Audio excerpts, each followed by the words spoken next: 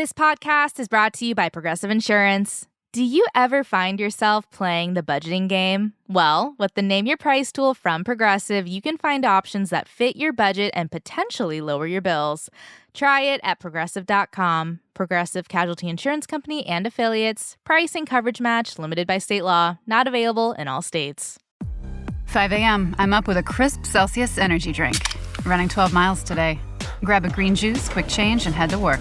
Meetings, workshops. One more Celsius, no slowing down. Working late, but obviously still meeting the girls for a little dancing. Celsius. Live, fit, go. Grab a cold, refreshing Celsius at your local retailer or locate now at Celsius.com.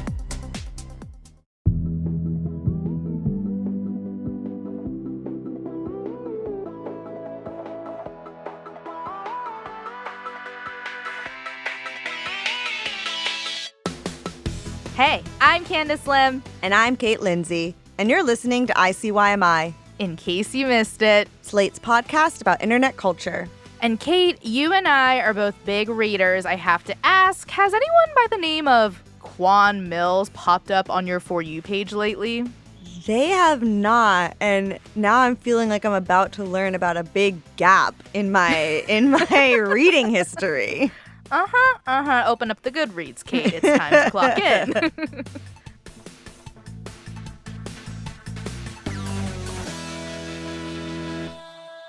Well, here's the deal. Instead of telling you about him, I'm going to introduce you the way he introduced himself to me with a little montage collected by our wonderful producer, Vic Whitley-Berry. It's me again. International best-selling author Quan Millz. Well, hello there. It's me again. International best-selling author Quan Millz. Toodles! It's me again. International best-selling author Quan Millz. With another ratchet banger. Yeah. And then, to put icing on top of the Quan Millz fangirl cake I baked, I will play you just one more clip so you can get more of a sense of exactly what kind of genre Mr. Millz specializes in. It's me again, international best-selling author Quan Millz, and I'm back again with a story that is out of this world. I got both my alien homeboys from another galaxy pregnant. An Omegaverse sci-fi urban love story. Now I know what you're thinking. Quan Millz, you are losing your fucking mind. You know how people will do that thing of like, oh, this would kill a Victorian child? Yep. This would kill like me 2 months ago. I don't know what this is. Yeah, if that pops up on your TikTok, you'd be like, phone has virus. Phone has virus. Phone virus. Norovirus. Yeah. Yep. Okay, so let's back up. This is Quan Millz, the author, auteur, and my favorite person on TikTok who has been doling out not only books, real books that he wrote with titles like these, but also TikToks promoting them, cover out, plotline laid. Sometimes he'll read them out loud, and I watch all of his videos on one-time speed every single time. I mean, this is like inspirational from a marketing perspective, you know, but it's also funny because when you pitched this episode, I didn't know who you were talking about, but ICYMI's wonderful producer, Vic, jumped out of their seat. There you go. And that's like a feat to do remotely, but we all noticed it. It's like two Omegaverse truthers seeing each other in a crowd. Yeah, so first let's back up because, look, I was the one who asked in a meeting, what is the Omegaverse? The answer is complicated. Trust that Slate Plus subscribers will be hearing about it at some point, but for now, let's just say it's a subgenre of monster romance fiction. If you want to know more, honestly, you're going to have to Google it.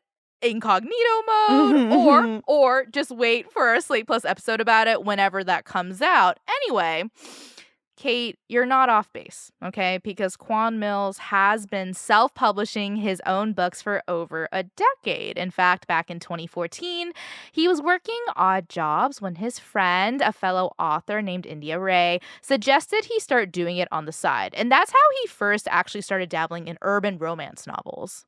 And, in another life, maybe he was the Julia Quinn of his time, and Shonda Rhimes would have adapted his books into the new Bridgerton. Exactly.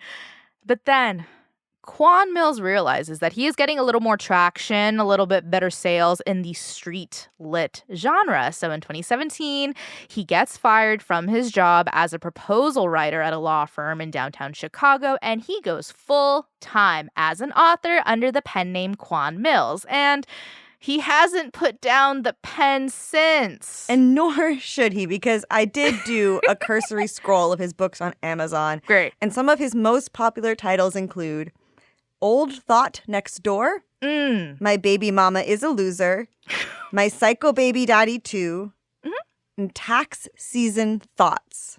Yep. That was a big April bestseller. And you're really glossing over his number one, allegedly most popular title on Amazon. It is called This Hoe Got Roaches in Her Crib. But we are not joking about his impact, okay? Back in 2023, Quan Millz told NPR's Alana Wise that he has sold more than 150,000 units of his 70-plus book catalog. And yeah, I have to imagine 2 years have passed since then. He keeps going viral. He's probably sold more, but that does bring me to the question, as much as I am enjoying this, why are we talking about Quan Millz right now? Because this genre of outlandish, culturally niche, erotic literature has been around forever. The name Chuck Tingle comes to mind. He got famous for writing gay monster or inanimate object erotica, titled things like Blown by This Handsome Sentient Bubblegum, who is also a successful landscape architect. Yeah. So let's stop there. I do want to note this is a real book. You can buy it on Amazon. It has 1 rating. It is 5 stars. Continue. Yeah. So, there have always been authors in this space. And the difference with Quan Millz is he writes about Black urban life. And that's a specific community and socioeconomic class that has obviously a history of experiencing discrimination and marginalization for decades. Yeah, and I think the racist trope of the welfare queen, just to name one example. Yeah, so it makes sense that people care about who is behind these novels that touch on these themes. And for a long time, Quan Millz was purposely anonymous. No one really knew what he looked like, if he even was a man. And an interesting scandal emerged that actually forced him to do a face reveal, like Dream, on TikTok in 2023. And then suddenly he gets this surge online. So what happened in the past 2 weeks that made the internet want to talk about Quan Millz again? Good question. And at first, I did not know. But then I thought about what has changed in the past 2 years. Book talk has morphed into something occasionally problematic. Artificial intelligence has invaded every space and made a lot of creative industries question their worth and integrity.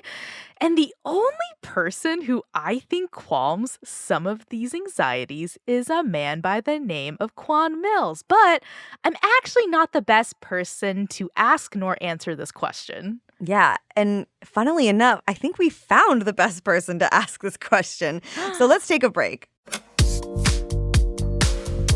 When we come back, we're going to bring in Jason Parham, a senior writer at Wired, who profiled your favorite TikTok author back in 2023, and he'll help us parse through this Quan Millz universe.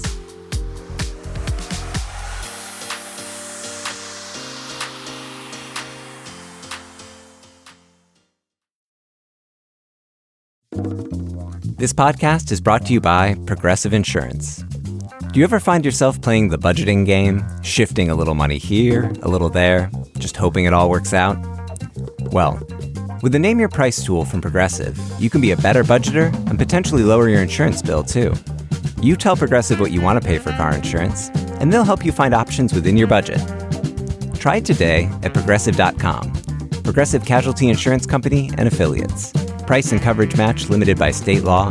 Not available in all states. Put us in a box. Go ahead. That just gives us something to break out of. Because the next generation 2025 GMC Terrain Elevation is raising the standard of what comes standard. As far as expectations go, why meet them when you can shatter them? What we choose to challenge, we challenge completely. We are professional grade. Visit gmc.com to learn more. Summer's here, and Nordstrom has everything you need for your best dress season ever. From beach days and weddings to weekend getaways and your everyday wardrobe. Discover stylish options under $100 from tons of your favorite brands like Mango, Skims, Princess Polly, and Madewell. It's easy too with free shipping and free returns, in-store order pickup, and more. Shop today in stores, online at Nordstrom.com, or download the Nordstrom app.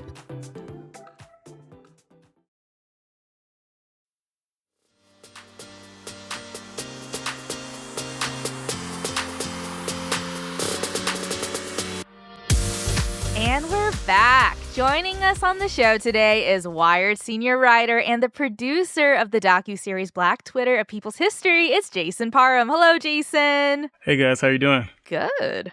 Jason, it is so great to have you here in the office, in the flesh, but I do have to ask you the question that we ask all first-time guests on the show, which is, what is your first internet memory? Oh, that's a good one. First internet memory. I feel like I'm a part of that generation that was pre-internet, but also post-internet. I mean, this bridge generation, as I like to call it. But I don't know. I guess my answer might be a little unoriginal. My first memory is probably AOL Instant Messenger and running home to like have conversations with strangers. Good. Which in hindsight feels very unsafe, but it was one of those just sort of, this feels like the whole world is at your fingertips moment where everything felt like it was opening up. And then now to see what it's become today is like, oh yeah, we were part of that real first generation that was online. You mentioned talking to strangers, and I was realizing this is something I was thinking about because I was like, oh, who did I talk to? I didn't talk to strangers. I talked to people from my school. But what I actually think is interesting is, like, I don't think me and those people really talked in school. We only I would come home and talk to them on that's such a weird, I didn't notice the weirdness of that at the time, but now I'm like, why did we just have an AIM relationship? Yeah. Well, Jason, we brought you onto the show today not to talk about your AIM situationships, but because I am obsessed with, my mind is constantly occupied by one man who goes by the name Quan Millz. I would like to imagine you know what I'm going through, what I'm feeling, because you profiled him back in 2023. I have to ask, like, how did Quan Millz enter your life? Yeah, so I first got word of Quan Millz in maybe the spring of 2023. I'm a part of a few different group chats, and a friend of mine in Atlanta dropped a screenshot of one of his book covers in our group chat, and the group chat just instantly exploded. Everybody was like, what is this? We need more of it. Where did you find this? And I went on an internet search and came across the abundance and bounty that is known as Quan Millz. Yeah, and I hadn't heard about him until Candice brought him up for this episode. You're welcome. I've tried to do, sometimes I try to come in for moments where I don't know anything with minimal research so I can just react. But like the conversations we were having, I was like, what are we talking about? I have to look up this guy. And even from, all the things I've read, I don't quite understand his deal. So maybe you can shed a little light for me. How did he become this self-proclaimed internationally best-selling author? Because that seems to be the thing he would like to be identified as. Like, how did he get started in this? His internet legend begins around 2017, but his writing legend begins a little further back around 2014. Quan was raised in a middle-class family in Miami, eventually moved to Chicago. He was working in corporate America, but around 2014, while he's working in corporate America in Chicago, he's out of college. A friend of his, Ndea Ray, who is also a fairly prolific author in street lit, had suggested that he get into writing to make some passive income. So he started out in romance writing, sort of like the generic romance writing under a different pen name. Yeah. Wasn't quite doing very well, and then he kind of made the jump to street lit in 2017 when he lost his job full time. And he realized he could really make a profit off of street lit and the salacious titles that he was, throwing out there. And I'm so glad you bring up street lit. That is the genre that he, or maybe people, have kind of put him into.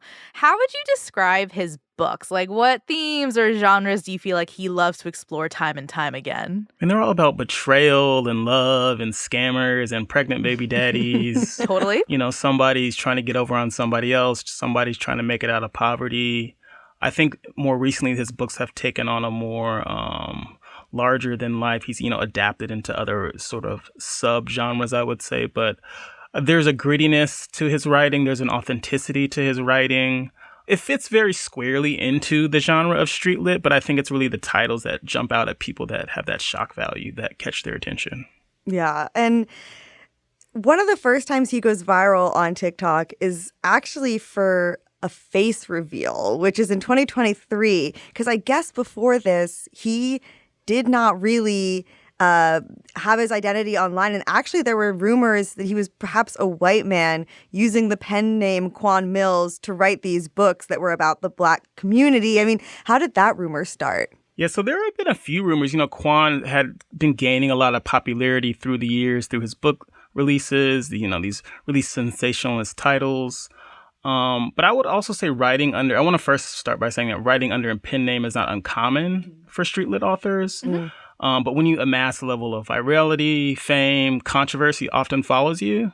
And so there were a lot of eyes on Quan Millz around this period of 2017, 2018.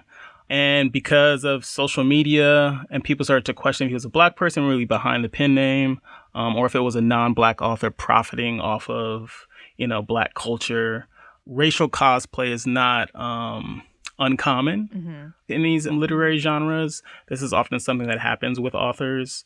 And so he felt that he wanted to really speak out and not feel like he was taking advantage of a readership that had followed him and believed in him. And so he goes live in August, I think it was August 2023. He's responding to a commenter on TikTok. And, he's known for this really graphic, verbose, giant language. And his response was so short and precise. Yeah. And it was really, really interesting, a really, really interesting juxtaposition to who he is as a person and who he is as a character on the page in selling these books. But when I talked to him on the phone, I finally tracked him down when I was profiling him for the story. And we spoke, and he was saying, he wanted the people who had supported him to know that he was the real deal and not a fake.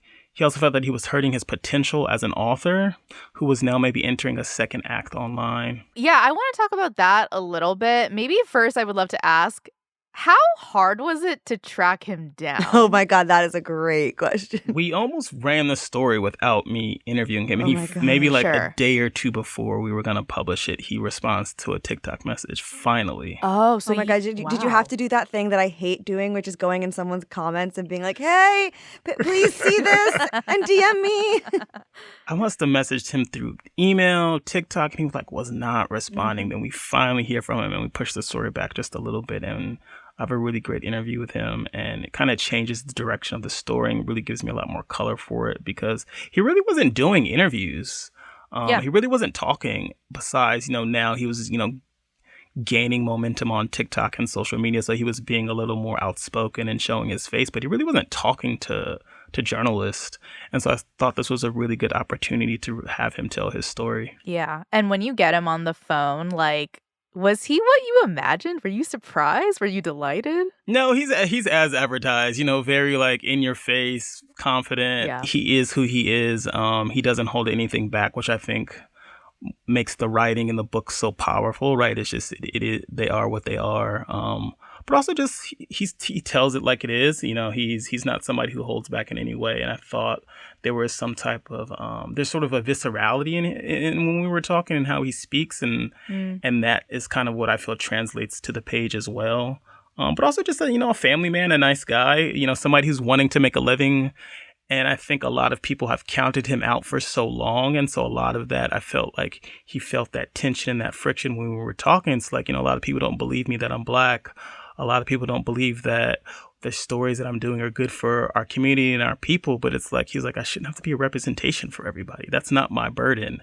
These are just stories I want to tell and have fun. And so I told that story. Yeah, you brought up that Quan Millz doesn't do a lot of interviews. I think one of the only ones you cited in your piece was one he did in 2018, where, he was getting criticism for specifically who in the Black community he was writing about. It was a lot of people from poorer classes. And his response to that was, quote, I choose to write the stories I want to write that I feel reflect realities for a lot of Black folks who live in the working class and poor neighborhoods.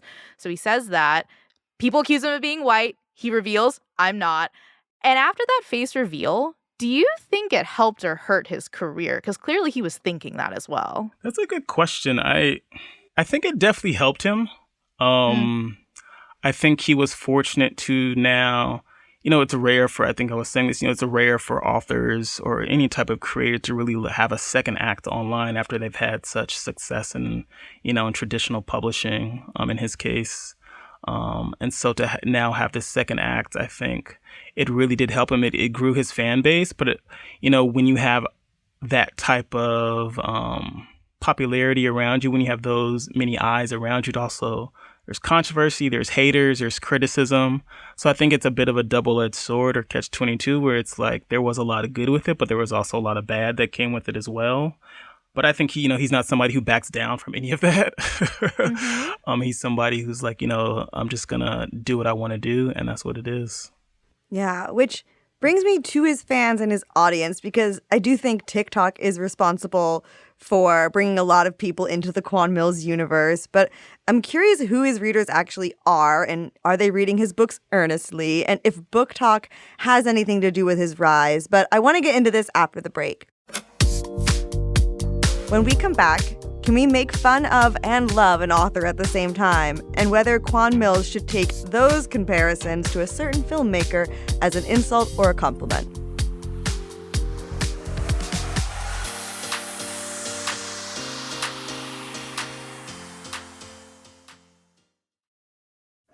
I think you're on mute. Workday's starting to sound the same. I think you're on mute. Find something that sounds better for your career on LinkedIn. With LinkedIn Job Collections, you can browse curated collections by relevant industries and benefits, like flex PTO or hybrid workplaces, so you can find the right job for you.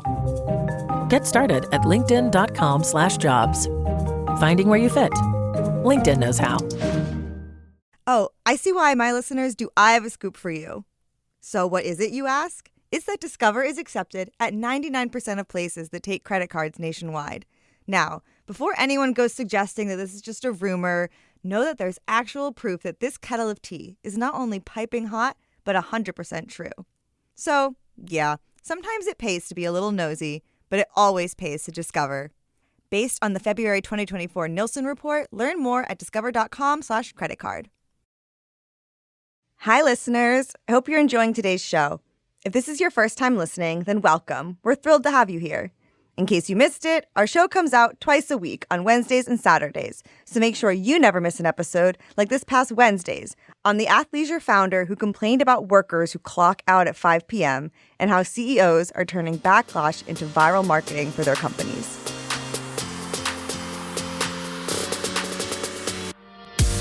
And we're back. So before the break, I asked who is reading the books of Quan Millz and whether they're doing it earnestly. And we should probably start there and kind of define what do we mean to read a book earnestly? Yeah. Jason, do you have an idea of who his readership is or maybe what they like about him? This is, I think, one of the mysteries of the Quan Millz universe. It's like, who's reading him? How big is his impact? Who's it reaching? And I don't, we had a really wonderful conversation a few years ago, but it's one of the questions I quite wasn't able to answer in the profile. Mm-hmm. It's hard because he says he's an international best-selling author, right? Self-proclaimed, self-styled.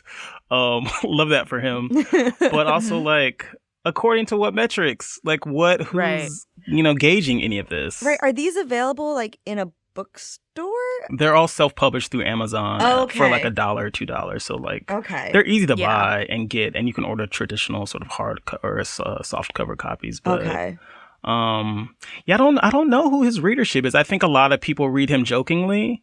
I think the hardcore sort of traditional street lit readers and readership do read Quan Millz in the same way that they read a lot of other authors, but I think a lot of the online chatter is the shock value. It's they're reacting to a title or a sentence or a scenario that they see online or reacting to one of his videos, which is just the nature of the internet these days. Yeah, and I think especially with how TikTok engages with stuff, it's cringe is the worst thing you could be. And so when they're engaging with stuff like this, especially with someone who they already kind of have that tongue-in-cheek relationship with, there's always this layer of irony when they're doing something. And I wonder if they're bringing that to I would love to meet someone who like picked up a Quan Millz book because they saw his TikTok and were kind of doing it like for the bit, and then we're like, wait, this is speaking to me.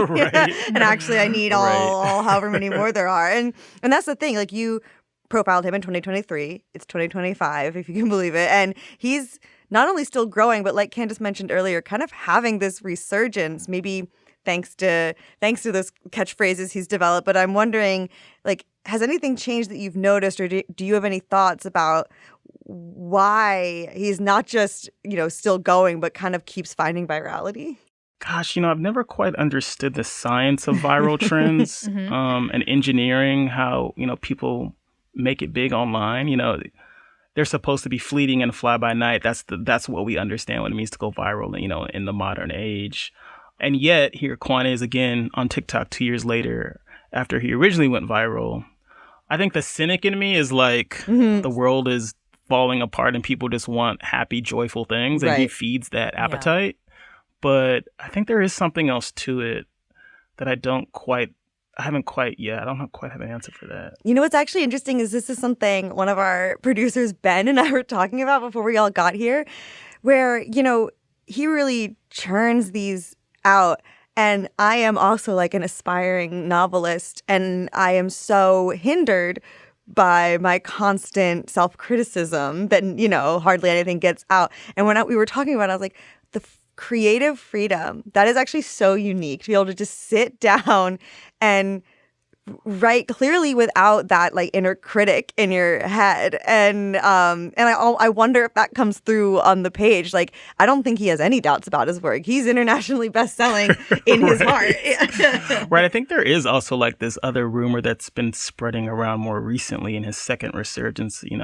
How is he, publishing so many books in such short spans of time? And, now that AI has gone mainstream and, we're in this AI gold rush, I think that is also part of the conversation, which is why he's, trending again, possibly. This is when I was doing my very, very brief look into it, I actually brought this up. It was, he was addressing a comment that was like, you're AI. And he was like saying, no, I'm not. And someone commented like, Quan Millz does not use AI, and that should terrify you. And it had like 200,000 likes, that comment. Yeah. I think we start there, because I have been asking this question to myself for 2 weeks of like, out of nowhere this summer, why is Quan Millz back in the feed?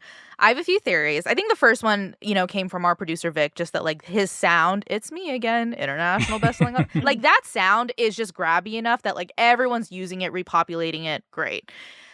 And then I want to touch on the AI of it all, which is that like my true theory is that I think Quan Millz is so un-AIable, meaning like you just don't know what he's going to do next, say next, write next. And so in a weird way, between 2023 and now, one of the biggest things that's changed is how prevalent AI is just in all parts of our life. Everything is some form of mush. Everything is written by a machine. I don't think a machine could ever replicate Quan Millz. And there is something so beautiful about the originality of like, he's going to beat AI and he's going to beat writer's block. You can't fight him. And I love that. Like, AI is not writing a title, My Baby Daddy is a Bedbug. Like, AI is not coming up. AI is not coming up with that. It makes me think there is this guy who is singing. This is the kind of stuff that's going on viral on my side of TikTok, and I can't say it's great. It's this guy named Brendan who's singing a song.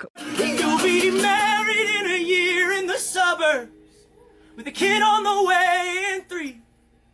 Convincing yourself you're living the American dream. He's like really hooting and hollering like a Mumford and Sons style thing. And he's like standing on his tippy toes. It went viral because everyone was sort of clowning on it. And someone did a sort of takedown being like, here's why this song is actually AI, because this is like a hot new gotcha.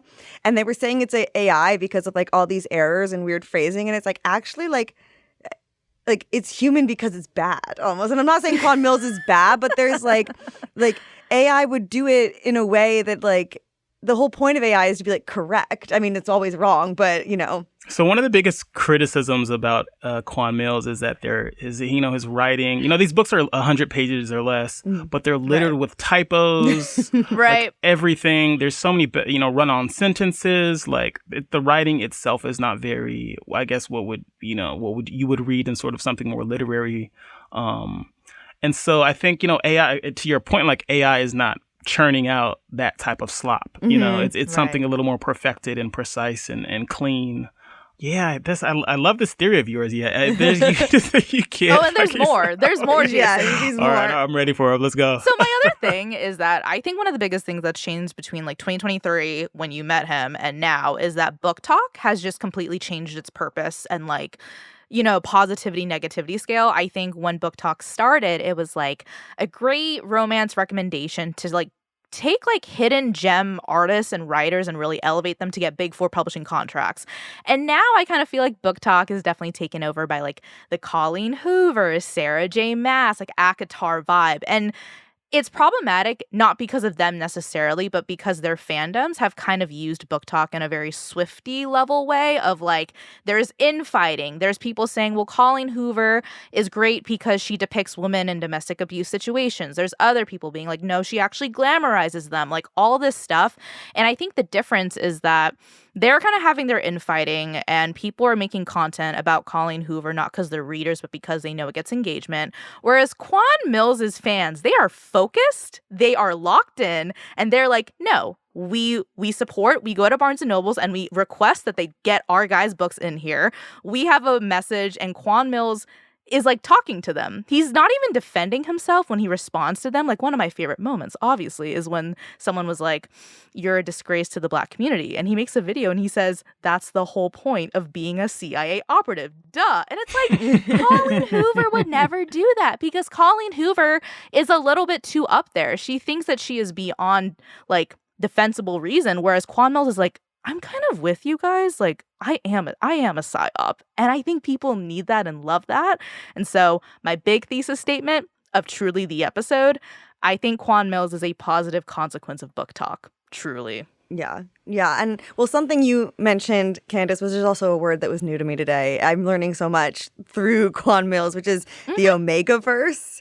And there are these rumors or threats. Like I believe a recent viral video is him discovering what the Omegaverse was. It's me again, international best-selling author Quan Millz. And I just have one thing to say. You all fucked up by introducing me to the Omegaverse. I have a million storylines brewing in my head now. So he's talked about that. He's talked about turning his books into Tubi movies. There's clearly like, we think we're seeing this resurgence of Quan Millz, but there's clearly a new era loading. And it might be on Tubi. I think that's one of the things I do kind of love about him, though, is he doesn't run away from the evolution. He kind of embraces it, right? Yeah. So he has talked a little bit about joining the Omegaverse and writing, more to that genre, doing like manga series, the Tubi movie, which is, who knows where that's going. The last I checked... he had set an original goal of $100,000. Right. When I wrote the story, there was only $250 that had been raised by the time we published it. Just $250. Oh, no. I checked it before I came in for this.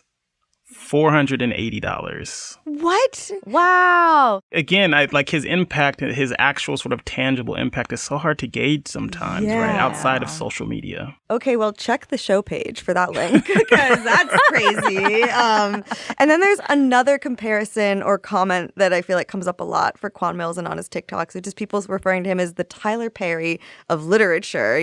Tyler Perry writes and directs and stars prolifically in movies that have a similar kind of quantity, sort of vibe, maybe even thematic quality of Mills's books. Is there any merit in that comparison? Like, should Quan Millz own that, or is that off base? I mean, I would say so. It's sensationalist trauma porn.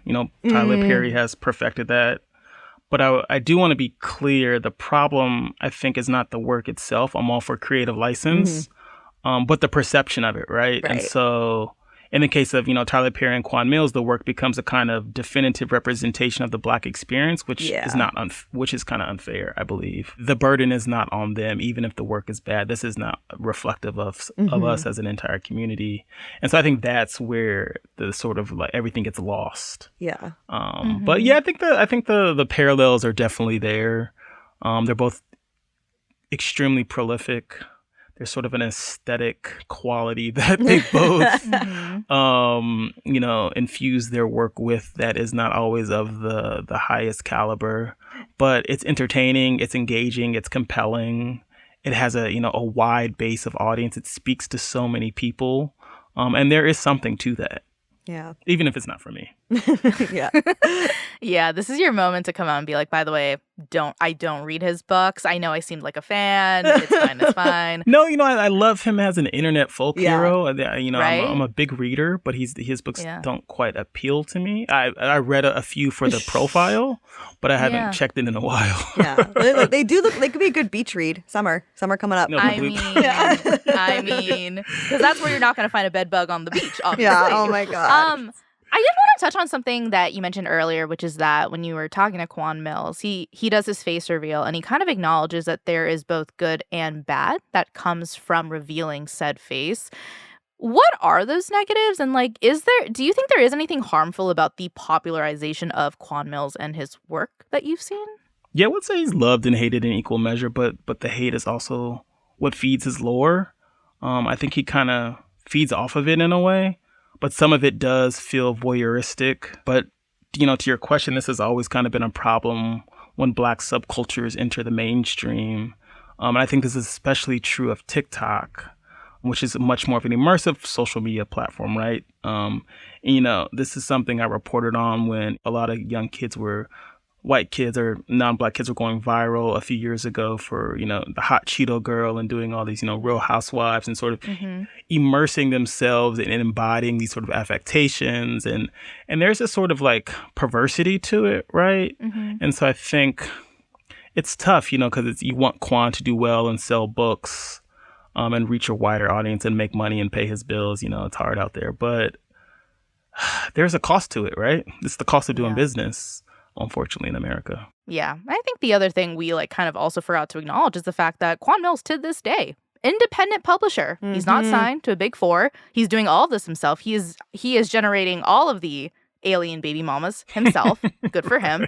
But I kind of feel like it would be remiss if we didn't acknowledge another part of what might be making Quan Millz popular online, which is the rise and fall of Black Twitter. Because, Jason, you wrote the oral history of Black Twitter back in 2021 for Wired. It became this great docuseries. And I just wonder if another reason why Quan Millz is finding such an audience on TikTok is because now that Black Twitter is kind of effectively culturally gone, is it possible that the closest thing to that is TikTok and the people who yearn for that space are congregating around Quan Millz, whose book covers, I remember, they would get a lot of hits on Twitter. They would cause so much engagement in the comments.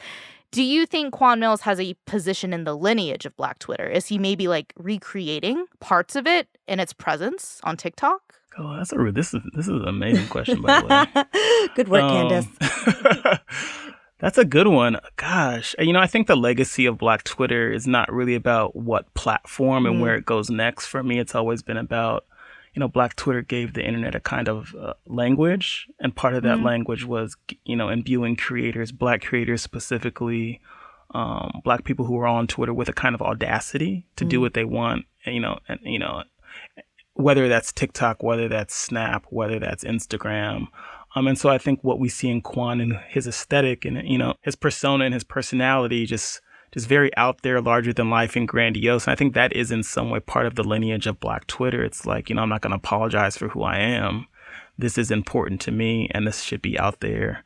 And I'm not going to make an excuse for it. And so for me, that is more in line with the lineage of Black Twitter than necessarily maybe being on TikTok or another social media platform.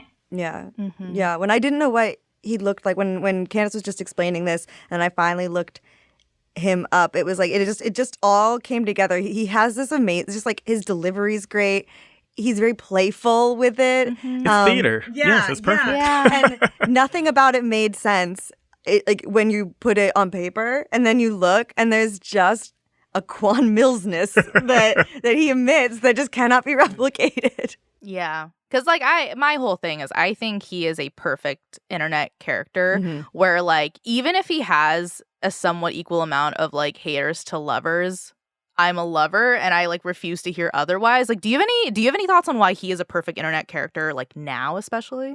Well, yeah, I mean, social media has become all about shock value. It's about controversial takes. It's about weird subcultures. It's about larger than life personalities, like I was saying. And I think Quan Millz fits exactly into that framing.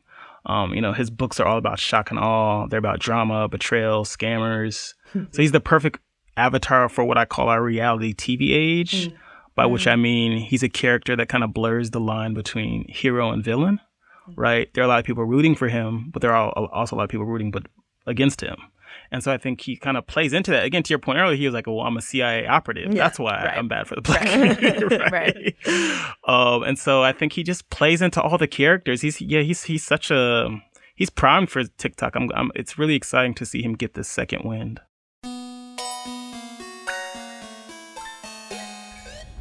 Okay, that's the show. We want to thank Jason Parham for joining us on today's episode. You can find his work at wired.com. We'll be back in your feed on Wednesday, so definitely subscribe. That way, you never miss an episode. Leave us a rating and a review in Apple or Spotify, and tell your friends about us. You can follow us on Twitter at ICYMI_pod, and you can always drop us a note at ICYMI@slate.com. ICYMI is produced by Omegaverse truther Vic Whitley-Berry, Candice Lim, and me, Kate Lindsay, with help from AC Valdez. Daisy Rosario is our senior supervising producer. Mia Lobel is Slate's executive producer of podcasts, and Hillary Fry is Slate's editor-in-chief. See you online. Or at the to-be premiere of My Baby Daddy is a Bedbug.